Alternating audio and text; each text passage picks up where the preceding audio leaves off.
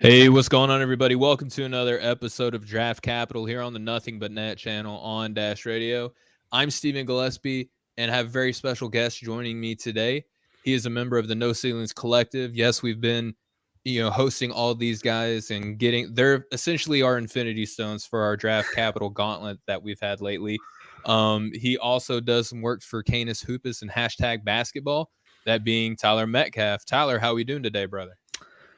Steven, I'm great. Hell of an introduction. I'm thrilled to actually kind of get on and face to face and talk some ball with you. Yeah, for sure, man. I've, not to sound like a creeper or anything, but I've been listening to you for a long time now and finally get to do a little bit of work, which is always fun. Yeah. You do a great job with the No Ceilings crew. I love the podcast that you do. I feel like there's a lot of personalities over there. I feel like you manage them very well, as the host of the show, essentially. So before we get into the meat and the potatoes of why we're here today, man, I would love just to give you the floor to kind of introduce yourself to some of the audience who may not be super familiar with you, man.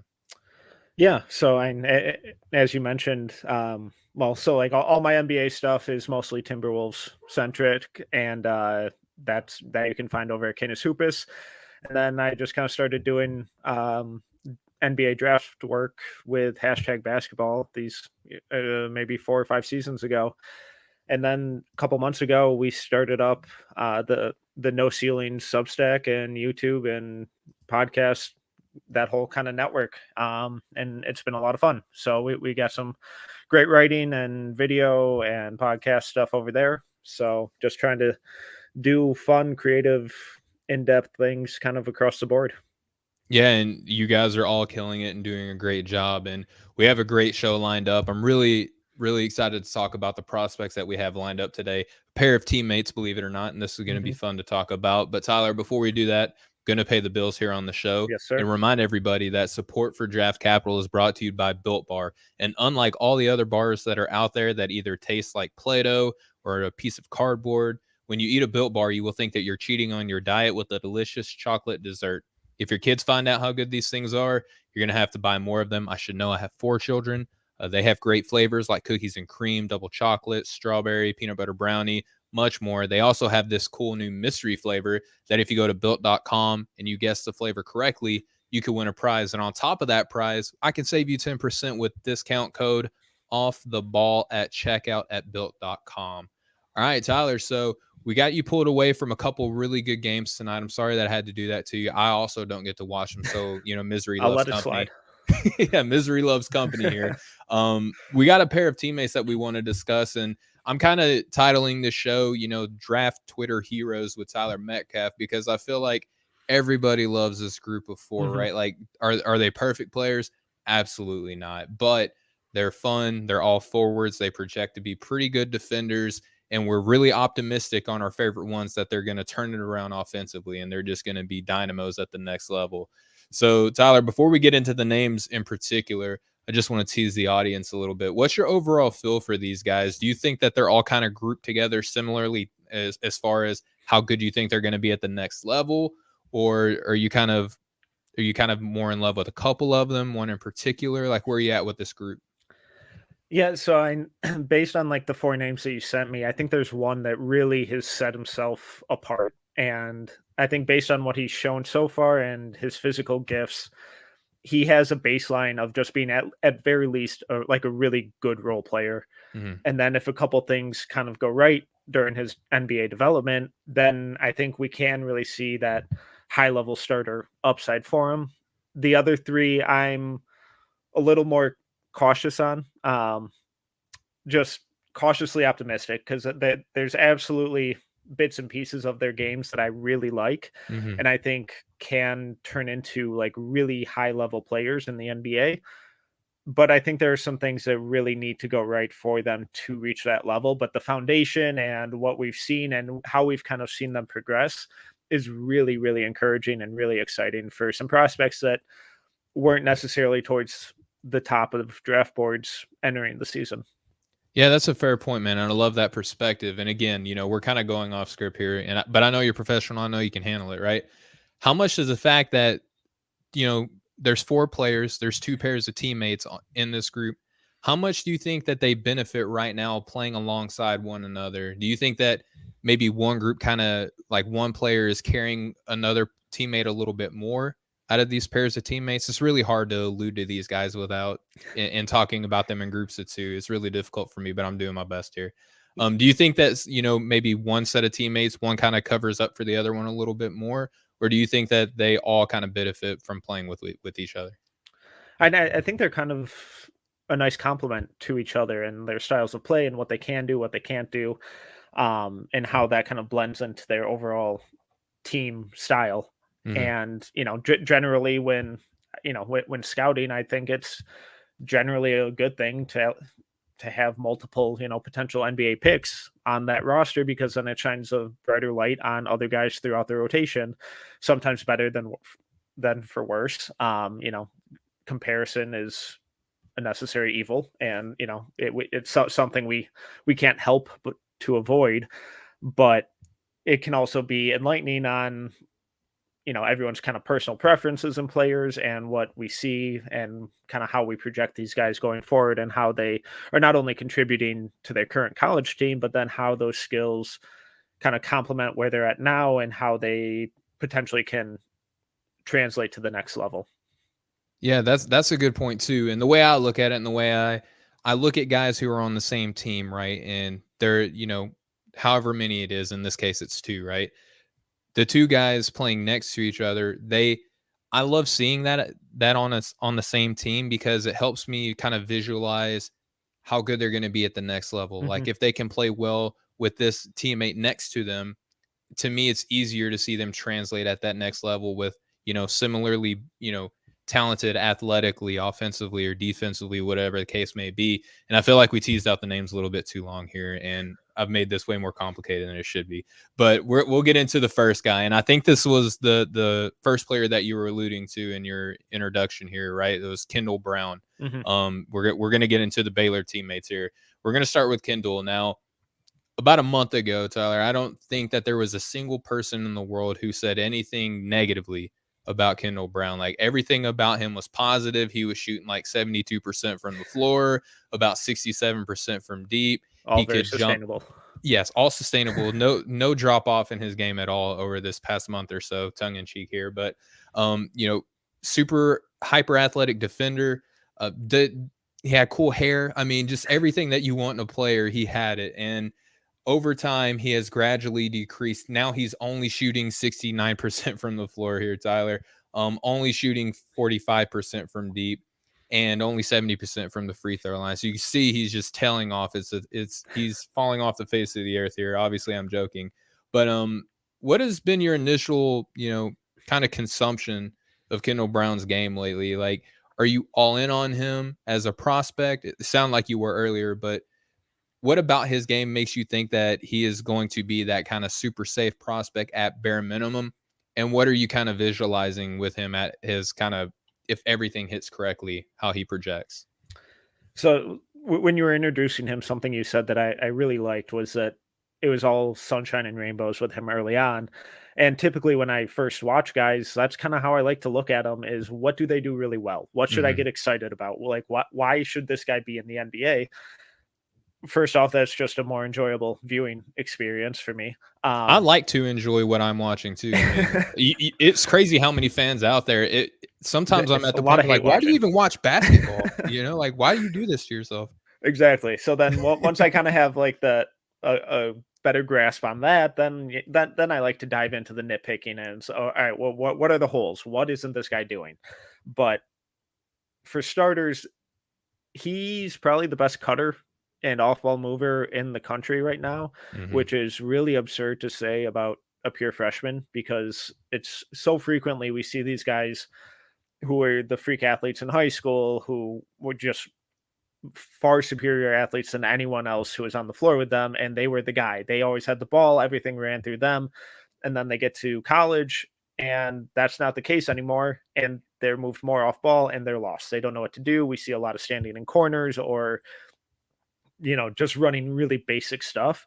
But the way that Brown reads the floor, reads the defenders' actions, their eyes, and everything that they're doing and immediately counters has been so impressive. And then once you pair that timely movement and cutting with I think he will be a good passer eventually. I think the Mhm. processing speed speed of the game needs to slow down a little bit for him. But then once you pair that cutting with that potential passing and that freak athleticism, and he's putting his chin on the rim every time he dunks. Yeah, it's When nasty.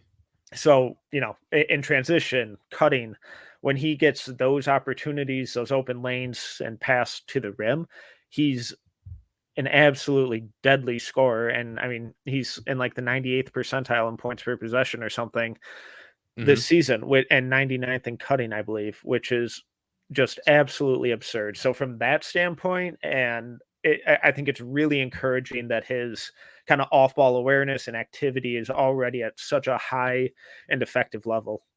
Yeah, and I think kinda on the opposite end of the court, right, defensively, he grades out in the 91st percentile, only allowing .582 points per possession to be exact. And when you have a guy who can shoot, he's not doing it on a full clip. He's only averaging, less than 1 3-point attempt per game. The shooting 45%, the free throw percentage is at 70. So that's an indicator, right, that maybe the shot and the touch and the feel is for real. It may not be sustainable at 46%, but it could be, anywhere from the mid 30s to maybe at that 40 mark on significant volume. You pair that with passing, with defense, that's what everybody in the entire league is looking for, especially from a guy who's about 6'9", 205, 210 pounds. I mean, I think that you could go on and on if you wanted to compare him to guys on teams that are doing a little bit of something in the NBA, guys like Mikal Bridges, guys like Cam Johnson, two teammates out of Phoenix. I mean, there's things about his game that I think translates very well to that next level. I want to ask you a question about Kendall Brown and then his teammate. I'm going to assume that we have an intelligent audience here and know that when I was talking about Kendall Brown and have a teammate, that we were alluding also to Jeremy Sochan. We're going to talk about him here in a little bit. But Kendall Brown, as a freshman, you talked a lot about, how typically these guys in high school, they're high usage, they're superstars, they're the guy. He commits to Baylor. Now they have a pretty particular type of player that they go after. I mean, he has some teammates that play differently than him, but by and large, super athletic defenders, Baylor, that's kind of what they go for, almost on a yearly basis. Kendall Brown commits there. They had championship aspirations last season. They have the same thing this year. A lot is put on his plate as a freshman, and he's answering it correctly. How much credit do you think Kendall Brown in his improvement has to do with the coaching staff at Baylor? I mean, how much do you buy into the fact that Kendall Brown would be this good anywhere, or do you think that he's learning a lot from the ecosystem that he's in Baylor? And I think it's, this is a boring answer, obviously, but I think it's a mix. I think there's a lot of nuance in that. Their coaching staff has kind of proven that they've really been able to develop guys, Mhm. but to be able to do that, the player also has to be willing to buy in. So I know I'm sure that Brown is probably in the exact role that he was pitched on when he was being recruited, and the fact that he's kind of taken on that role and been this off-ball scoring monster with his cutting and above the rim finishing and occasional spot up shooting, I think is really encouraging. And then the fact that Baylor has been so good defensively these last couple seasons, and there are a couple big men there who, are really intelligent and Mhm. high effort defenders. I think those are good role models and examples for Brown to really feed off of and learn from, because I think even though his points per possession defensively are really impressive, I think a lot of that is just purely from his on ball, because he has that freak athleticism and length and physical gifts that just naturally make him or give him a baseline of being a good Mhm. defender. It's the off ball stuff that I'm more worried about, where when you look at his like block and steal percentage numbers and his rebounding averages, those should be a lot higher given his physical tools, but he's still just a step behind, because in high school growing up, when you have that athleticism, you can be 3 steps behind a play Mhm. and easily make up, because you have guys like me going in for a layup and it's not going to take long for him to cover that ground.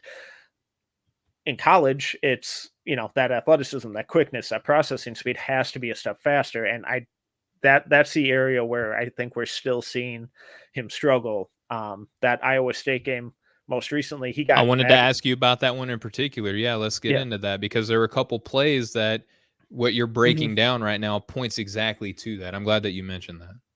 Yeah, and he just got back cut badly, like Mhm. 3, 4, maybe 5 times in that game that led to completely uncontested layups because he was ball watching, and it may have been like a DHO or a pick and roll, and he's in the strong side corner, and he's just focused singularly on the ball, and then quicker guard just sneaks in right behind him a lot of the time as Tyrese Hunter, and they're in for an easy layup. So, and that kind of stuff is, you know, I think they're good teaching moments and stuff to for him to go through on film in college.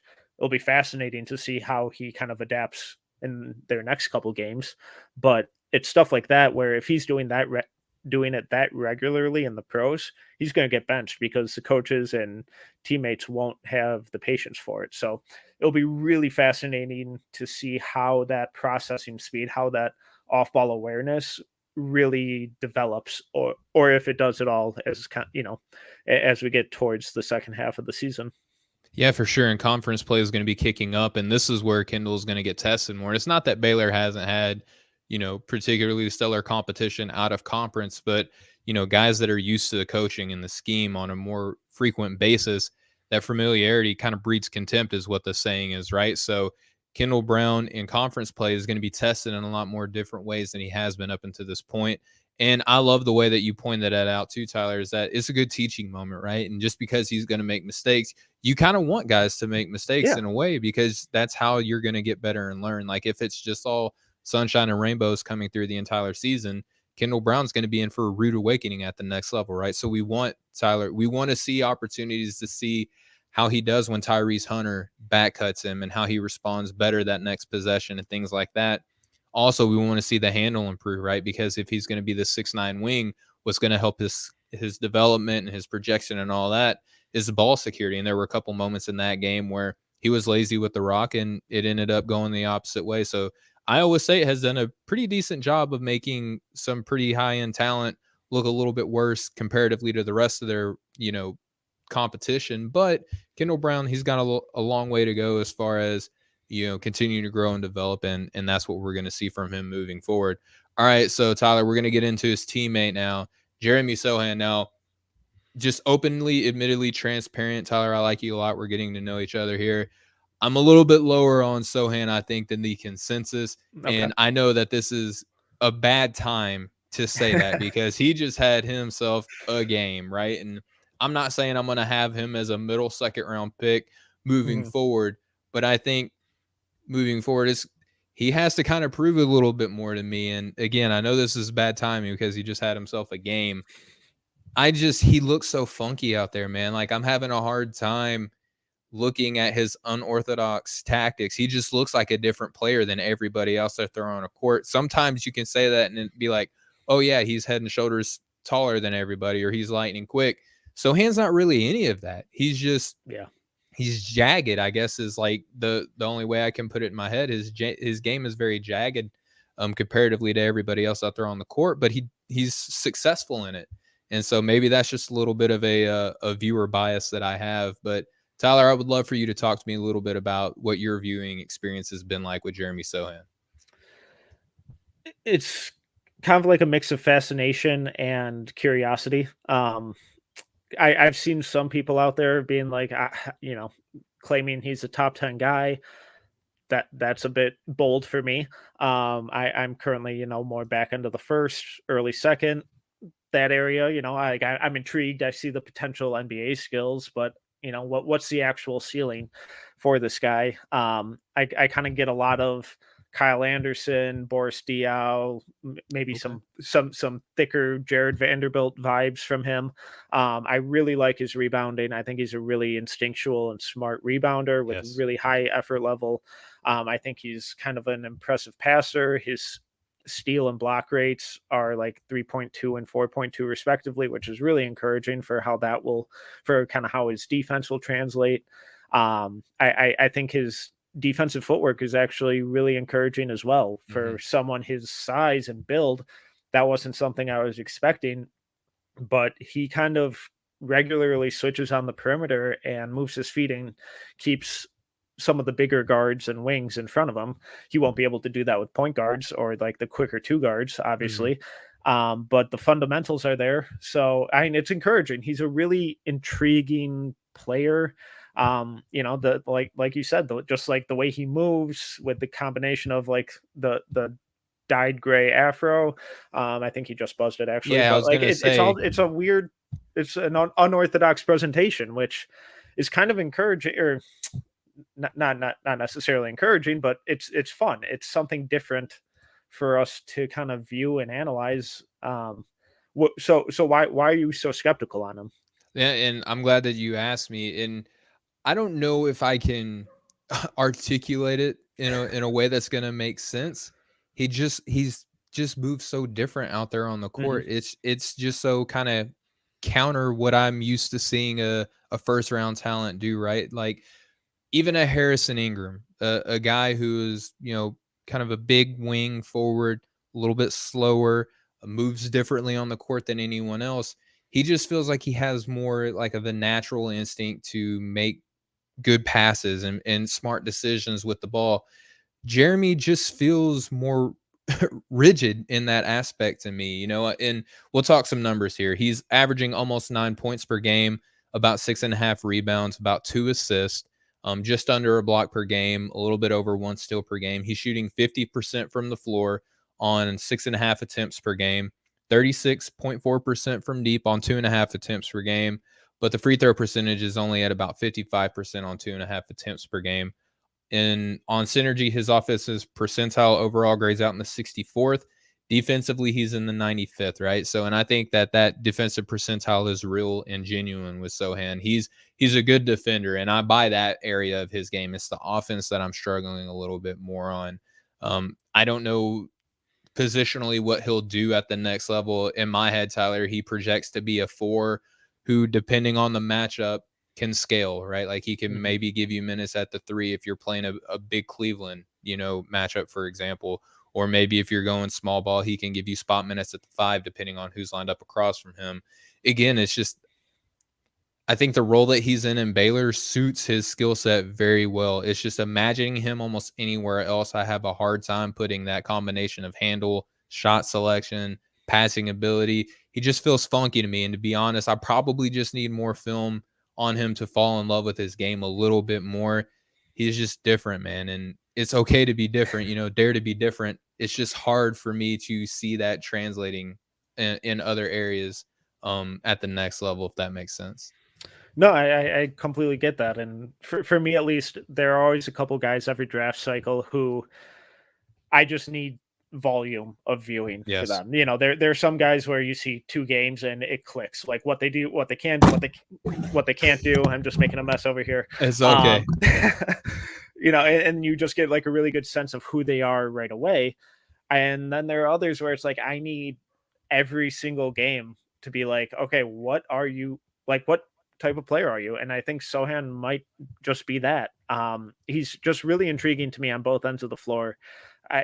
I really believe in his defensive upside. Mhm. The steal rate, the block rate. I think his off ball defense is way more reliable than what we've seen from Brown. I like his on ball versatility. I in the NBA, I don't think I want him switching everything, but the occasional switch, the hard hedge, the ability to just mix it up and provide different looks on every possession, I think will be a really important tool for him. And then if that outside shot is just mid 30%, I think that really aids his offensive rebounding ability and complements his cutting really well. So I really like just the way he processes the game, the way he works through a game. It's all just a bunch of little stuff that leads to really quality production and winning basketball. Yeah, and friend of the show, he's been writing in for a little bit now. Kareem, thank you so much. He points out that he's only a freshman and the ceiling is high. And I think, Tyler, you and I Yeah. would agree with that what he's showing at this program with the caliber of teammates and coach that he has, yeah, it's encouraging to see the production that you get on the court. But, Kareem, just to, if I could speak to you for a second, the I think the area that I'm concerned with is offensively, that room to grow at that next level. But it's been encouraging. I had mentioned on my 2.0 big board that I just released, He's in in the second round now. On my 1.0, he wasn't there. So I am seeing areas of his game where he is growing and continue to develop, and he's proving it to me. And just I think that almost every evaluator has a couple of prospects that they just have more of like a, you got to prove it to me a little bit more. And Sochan is falling into that category for me because he's, again, just that rugged style of offense. So Tyler, before we move on into the LSU guys, just projecting at the next level as much as we can, right? Like we have to prognosticate with Mhm. prospects. It's just kind of what we do. Sochan at the next level, what's the most ideal situation for him to be in order to succeed? I think a team that likes to kind of spread the floor more and really engage with their ball movement and player movement. Because I think he's a really adept passer, and the better floor spacing, the more effective his cutting and offensive rebounding will be. He just has a really good knack of where to position himself and chase down those offensive boards in that kind of Jared Vanderbilt esque role. And then I think passing out of the short roll, I think is another Yeah. really important skill for him to develop, similar to Brown. And I think Sochan has shown a much higher quality and ability to do so. I think just kind of seeing more volume from him in that area and being willing to make that read where when he comes out of the short roll and the defenders don't collapse on him, okay, take one dribble and hit the floater and Mhm. look for his shot a little more than just looking to feed it, because he is a really good passer, and I do think that will translate pretty effectively. But if he's never willing to consistently take those little floaters or take it all the way to the rim at a really consistent rate, then it kind of limits how effective he can be out of that short roll. I think that that's fair. And, going back to a comparison that you made earlier, you brought up Boris Diaw, and I love that because, Boris, for people who don't know, he grew up being like a perimeter oriented player, and then he just got bigger, and he took that skill set and applied it at the NBA level, right? Like with the Hawks is where he actually started. He was more of like a 2 or 3. Phoenix gets him, and they kind of introduced this brand new style of basketball that everybody knows and loves today, and he plays, it gives you 4 and 5 minutes on that roster, right? And I think that we could see the same thing with Sochan at his absolute highest peak, right? Like we could see him being a 4 or 5 and somewhat of an offensive initiator, and still being able to shoot about 36% from deep whenever he called upon to do that. So I love that. I love that comparison. All right, so Tyler, now we're gonna get into, if I had a personal favorite out of all these guys, and I do, this is my personal favorite, Tari Eason out of LSU. There's been a little bit of a debate as of late as to whether him or his teammate, we'll talk about him here in a little while, but Alex Fudge, who's your favorite flavor of defender and why? For me, I'm a Tari Eason guy. Um, I've watched probably more Tari Eason, I'll be honest with you, than almost any other prospect. That's how much I have fallen in love with him. I can't get enough. When I'm scouting another player, I look to see if they play LSU just so I can selfishly watch more and more Tari Eason. I actually was just actually on the the backcourt violation with your Oh, coworker. that You bum. know, yeah, that bum, the other Tyler, right? Is that what you call Yeah, him? yeah, The other Tyler, the and other one. he challenged me to sell him this pin with Tori Eason, and I would like to think that I did a good job. But Tyler, watching Tori Eason, are you in love with him as much as me, or are you a little bit more cautious? I I'm a little more cautious. I'm curious. I know you just released your big board, but I forget how high did you have him? Oh, that's totally fine, man. It's 13th. I had him 13th. He 13. was in my lottery. Okay, yeah. So I mean, I still have a first round on him, but like late 20s. I love the athleticism. I think he's actually a pretty encouraging passer. Hmm. And the above the rim finishing is a lot of fun, and really jumps off the screen when you watch him. And then defensively, I think he's a really good defensive playmaker where he's jumping passing lanes and kind of making those weak side blocks. I just worry about how disciplined he is as a defender, because Hmm. a lot of those, it's a lot of feast or famine with those guys when they're constantly looking to make those big plays. And I generally tend to lean a little more cautious, I guess, on that end, where I don't want guys jumping out into passing lanes and missing, and then now we have a 5-on-4 situation or an imbalanced floor and that kind of thing. And I get a lot of that from Eason, but those games where he is really judging those passes well and really jumping the lanes and making those steals, it's just a lot of easy buckets for him in transition where he can really punish the opposition and just kind of get himself in his own rhythm. My biggest hang up on him is his shooting, Hmm. actually. Um, And I buy where, that, by the way. I oh, you totally do? understand. I understand your kind of not Okay. skepticism, right? But your cautious, take that you have on him with the shooting. I get it. Okay. Yeah. Cause the form doesn't look that bad. Mm-mm. Like there are some guys when you watch them and they shoot and it's like, oh no. But He's not out there looking like Evan Turner or anything. exactly. And I saw like his form looks fine, but then when you watch the result, his misses are really bad. Yeah. And it's a lot of left to right stuff. I'm not claiming to be a shot doctor. I know very little about shooting mechanics and how to fix them. But the way he misses, it's like he has either too much thumb or pinky involved because it's a lot of left to right. It doesn't seem like he has the right line on a lot of it. So I think that will be a lot more difficult for him to really become a positive contributor at. And then my worry is that at the next level, if that shot isn't falling, how much does that limit his ability to get to the rim? Hmm. And because defenses are going to be less cautious about, having those long closeouts on him or guarding him that tightly all the way out there if they're not worried about the jumper falling. So offensively, that's where I worry about how his kind of scoring game translates. And that's fair. I think offensively, one take that I have on him, and I'm not claiming to be like a genius or like a revolutionary or anything like that, but I hear people talk about the shot a lot. I have a hard time really imagining a team drafting an Eason and saying go stand in the corner or go be a wing player. I look Yeah. at him more as like a role man at the next level, Okay. or and maybe even a kind of a maybe a DHO operator. You know what I mean? Like a guy you can put on the elbow. A guy cuts around him. He either hands off. If not, he puts the ball on the ground a couple dribbles and makes a decision or puts up a shot. Like that's what I'm envisioning with him offensively.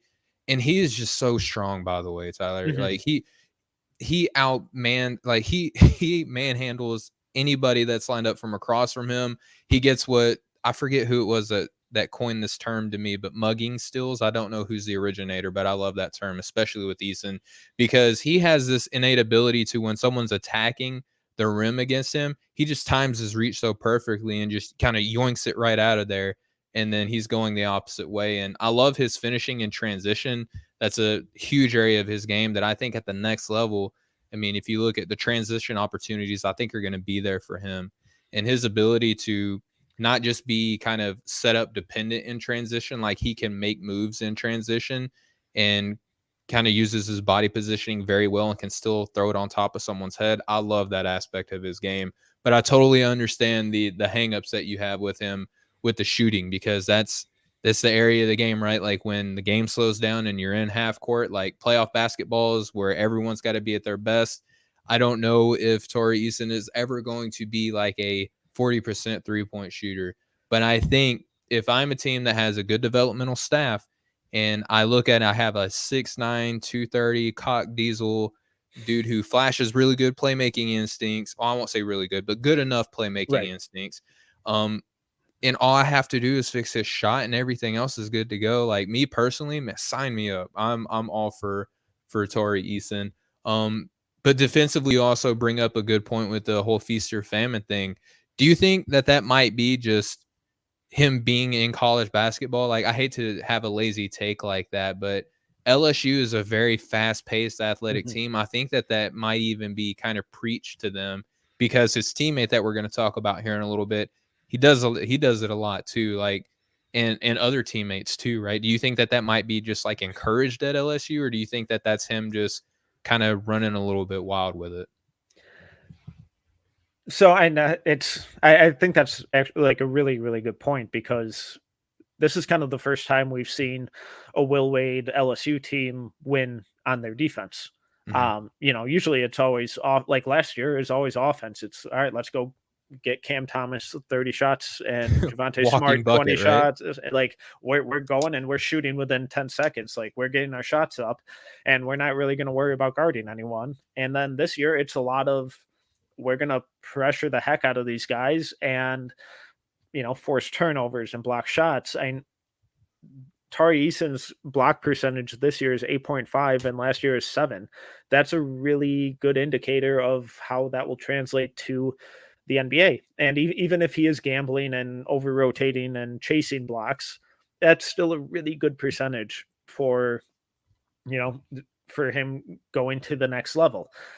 But yeah, no, I do think that a lot of their kind of defensive scheme is based around let's get these blocks, let's get these steals, force turnovers, create havoc so then we can use our athleticism and get out and run. Like you said earlier, Eason's a really fascinating transition finisher and not just, the clear lane where he has a monster dunk. Everyone's awesome at that.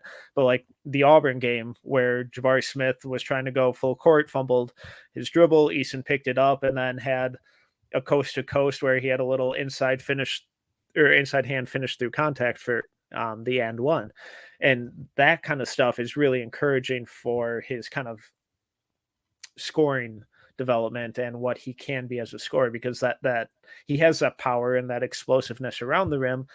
But then when he does stuff like that, it's like, okay, you have a little bit of craft and you have some touch around the rim as well, which is really encouraging and something we don't always see from those explosive, 6'8" kind of tweener forwards. No, and that's fair. And before we move on from him, we didn't give his numbers yet. I'd be remiss if I didn't. He's averaging just under 16 points per game, about 7 boards, less than 1 assist per game, 1.4 blocks, 1.7 steals. He's shooting 53% from the floor on about 11 attempts per game, just under 28% from deep. So just more credit to you, Tyler, for that cautious, can I call it cautious optimism? Do you like Tari Eason, or you hate his stats? No, I like him. So he falls into like this archetype of guys that I always really struggle to evaluate, where it's these kind of 6'8" guys who are too small to be a traditional power forward, but too big to be a small forward, and they can't shoot. They can do a lot of other stuff. They, high motor, great rebounder, athletic. They can do all that stuff, but then they can't shoot. And just my brain always really struggles with, okay, how is this guy gonna, translate to the next level? So like I'm always just overly cautious on those guys and just have to really churn out the film on them, because just their translation is just one of those kind of archetypes that doesn't come super naturally to me. No, and that's fair. And a lot of things got to go right for these guys to hit, and I'm openly with you. Like there are reasons to be concerned, right? But again, 28% on just over 2 attempts per game, 80% from the free throw line on about 4 attempts. Offensive percentile, he grades out in the 85th. And then defensive percentile, this is where it gets crazy. It's just like I just throw stats out the window at this point. 22 percentile on defensive end. But I think a lot of that goes to what you pointed out to earlier, Tyler, is the feast or famine aspect of his game, because when you miss on those opportunities, it doesn't look pretty, right? So again, reasons to be concerned. I've watched him so much, I'm in love, and I don't care who knows it, right? So we'll get into his teammate here, Tyler. Alex Fudge, he's worked his way up into my first round on 2.0 after not being on my board at all. Big dummy as I am. He's a 6'8" wing, about 185 pounds ish. The counting numbers aren't friendly to him, but the thing about him and his aforementioned teammate Tari Eason, they do their work coming off the bench. Like, how big of a crime is it for LSU just to have these all-world defenders just coming off their bench after they wear the opposing team down, right? So I love Alex Fudge too. I've also watched as much as him as I have Tari Eason, but I'm not as in love with him, right? Like, I believe he was 30th on my latest big boards. So I have concerns with his game as well. But I think you used the term archetype earlier, Tyler. I think his archetype is actually more successful if you were going to look at like percentile of dudes that are built and play like him, how well they succeed in the NBA comparatively to Tari Eason. What do you think about Fudge so far? Yes, and it's a couple weeks ago when Tari Eason really exploded on, quote unquote draft Twitter, and everyone was falling in love. I'm like, all right, God, like LSU's on my list. I have to catch up. I have to get to this guy, and I just start cramming Eason film, and I'm like, this kid's fun. And then I see Alex Fudge come off the bench and have like 4 weak side blocks in a row. I'm like, oh my Lord, I am in love. I had the So same thing too. I was watching for Eason, and I was like, "Okay, Alex Fudge, I see you. I see you." yeah, exactly. And it's like, oh, lanky 6'9" forward who has this incredible timing and disruption on defense. Like, sign me up. So like, Eason is that archetype that I always really struggle with, and I'm always really hesitant on. Fudge is that archetype where I'm like, yes, I'm all in. And when we so like historically, like the block and steal rates are pretty good indicators of what some advanced stats in college that can translate pretty well to the NBA. And Fudge's block percentage of 5.2, his steal rate is 5.1, and the only other college player to have a block and steal rate over 5 was Matisse Thybulle's senior year at Washington. Um, which for comparison, Thibault was at 8.1 block rate and 6.6 steal rate. So it just kind of shows how absurd he was. And Thibault is also doing it on a much larger volume and, more games. And it wouldn't And surprise me if Fudges drops off, but sorry. and if I may just interject, I'm glad that you brought up Thibault, because if you didn't, I was going to. Interesting point about Thibault though, did it in a zone. Yeah. Thibault doing it in his own. Fudge is doing it man to man, feast or famine. I love that. I'm going to use that all the time now. Thank you for that. But feast or famine style defense here at LSU, I think that's a little bit more impressive in my eyes. If I have to pick one, I think Fudge is a little bit more impressive in a man to man style defense. Yeah, and by the end of the year, it wouldn't surprise me if those, fall off just based on Sure. volume and all that, because it's an absurd benchmark and only one person has done it. But I think it's a really good indicator of how disruptive and effective he is on that end. And where I get way more encouraged with Fudge's defense over Eason's is that I see more disciplined and fundamental footwork Mm-hmm. from Fudge, where he's really sliding his feet and flipping his hips perfectly and keeping guys in front of him on drives and not turning his hips and chasing. He's always really unbalanced and really in position. So I think defensively, I'm 100% in on Fudge. The offensive end, I think, is a much bigger uphill climb for him than than it obviously is for Eason. Okay, yeah, and that's fair. And talking to another teammate of yours, Nathan Grubel, who we share big boards and things like that, and we have a kind of an ongoing segment where we do that now. He hit me up the other day and was like, "All right, who's a better defender, Easton or Fudge?" And like any good, podcast host or content creator, I always give myself a way out, So I told him, I said, if I have to pick who's like the more sound defender and the one who I can put in almost any position and expect almost near perfect defense, it's Alex Fudge. If I want like a swing for the fences, like isolation stop, or who I think's got the more star potential, I think it's Tari Eason. And you just kind of spoke to that same thing, Tyler. So I'm glad that I'm not the only one crazy enough to see what I'm seeing, where you look at Alex Fudge and you brought up the term discipline, and I love that. If you could just talk to me a little bit about when you see a guy who is a disciplined defender, as opposed to, I'm going to keep saying it, feast or famine style defender. You don't get as many home run plays, but Fudge does have that quick twitch ability defensively to where he can shoot a passing lane as well. But that mistake-free defense is a huge indicator that at that next level that he's going to be able to contribute, right?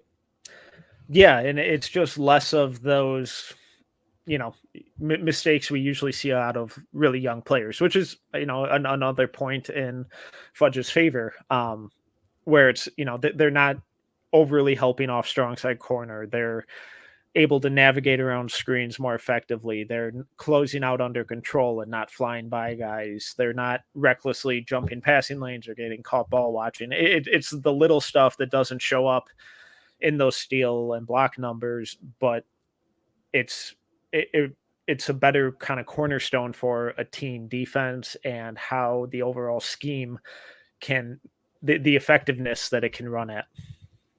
That's fair. That's fair. So let's talk about him a little bit offensively. Well, first we'll Mhm. get into the numbers. He's giving you just under 5 points per game, about 4.5 rebounds per game, half an assist, zero point 0.6 blocks, 1.5 steals, shooting 46% from the floor on just under 4 attempts per game, 20% from deep on under 1 attempt per game, and 62.5% from the line at just under 2 attempts per game.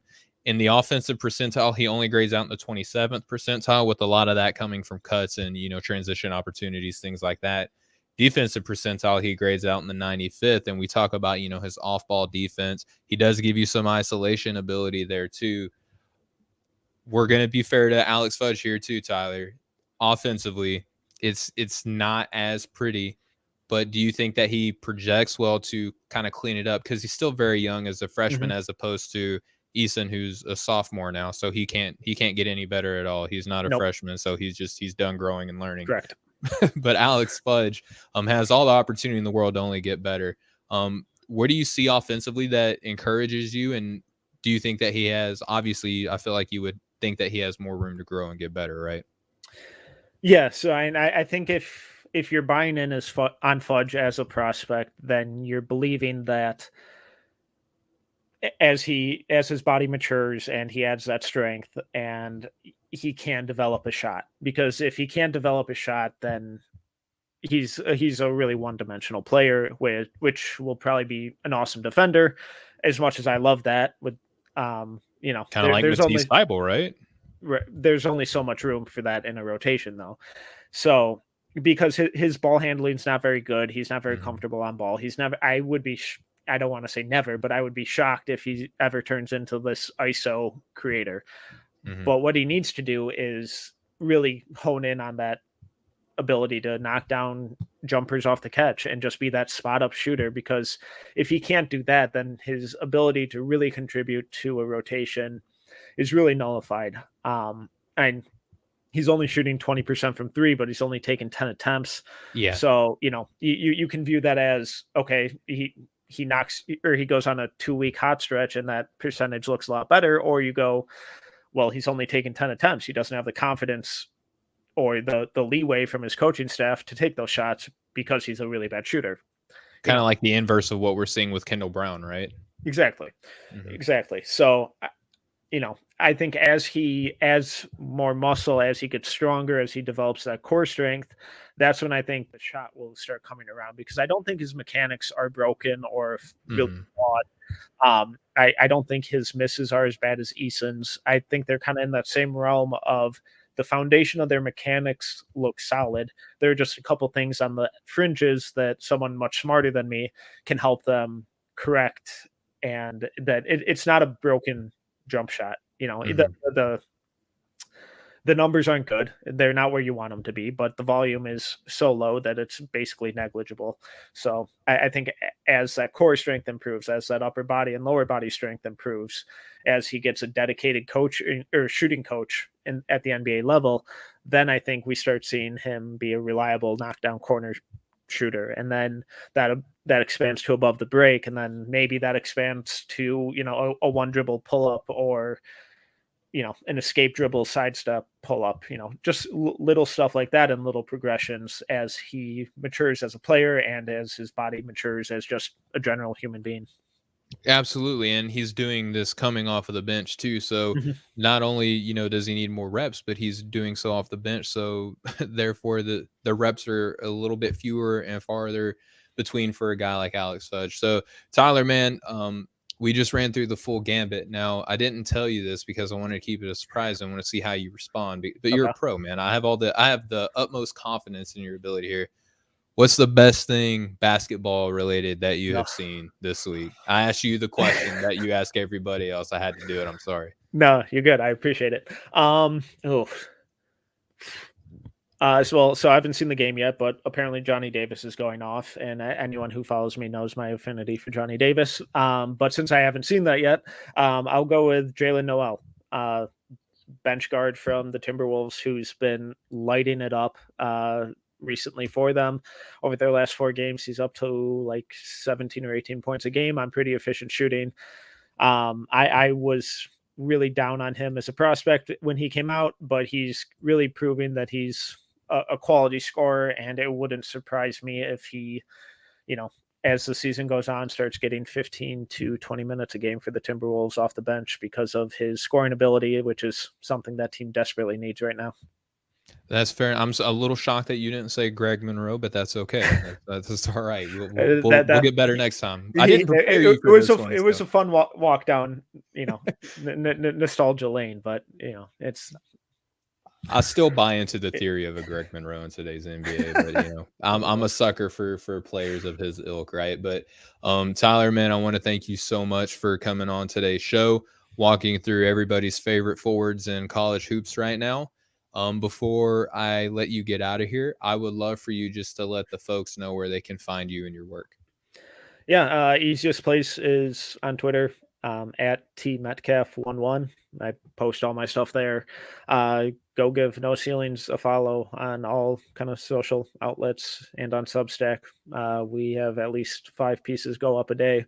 It's 100% free. And then No Ceilings podcast, which we're recording tomorrow. So yeah, and just go. Easiest place is Twitter. Go follow us on No Ceilings. We're trying to do some really fun stuff. And yeah. Right on, man. And go download the No Ceiling podcast anywhere you get your podcasts. I'm a subscriber. I love the show. You get to listen to a lot of Metcalf hosting. I'm sure you're much like me. It's cool to be a guest where you can let your hair down a little bit more and you don't got to worry about keeping the pace of everything. Yes, so sir. I'm glad I was able to get you on here, man, so you can kind of fill the space out a little bit more than what you get to on your show. But as for myself, for people who want to follow me, they can do so. I'm most active on Twitter at Steven G Hoops. I'm a part of the Off the Ball Network. You can go to offtheballnetwork.com for all your sports needs, or you can go over to the Substack while you're going and looking for No Ceilings. After you subscribe and follow them, come check us out at Off the Ball Network. We have daily betting stuff on there for all you bettors out there. We, football, basketball, both college and professional. We got hockey guys. So we're starting to put a lot more content out on Substack. So please go and do that. But for my special guest here, Tyler Metcalf, for myself, for the good folks over at Built Bar, and the people on the Nothing But Net channel here on Dash Radio, this has been Draft Capital. Thank you all so much for tuning in, and we will catch up with you guys next time.